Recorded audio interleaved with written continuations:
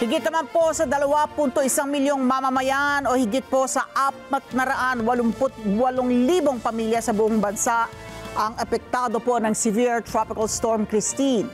Ayon po sa Department of Social Welfare and Development, karamihan sa mga naapektuhang mamamayan ay mula po sa Bicol Region. Sinabi po ng DSWD na 174,226 na individual ang inilika sa iba't ibang evacuation centers sa buong bansa.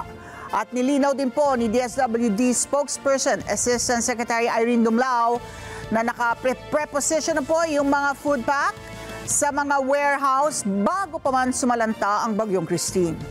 Ilang lugar pa sa Naga City ang hindi pa rin naaabot ng tulong dahil po sa matinding pagbaha.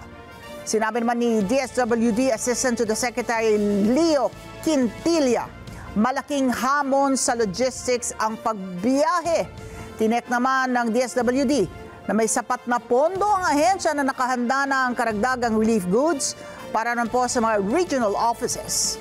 Mayroon pang 1.9 milyong family food packs na nakaimbak at higit po sa 200 milyong pisong standby funds. Magpapadala rin ng 100 filtration kits sa Bicol ang DSWD para matulungan ang mga evacuee na sa masala, salmonella, cholera at iba pang bakterya. Nananawagan din ang DSWD sa publiko para sa mga nais magboluntaryo na mag-repack ng pagkain na tumungo sa kanilang warehouse sa Pasay City.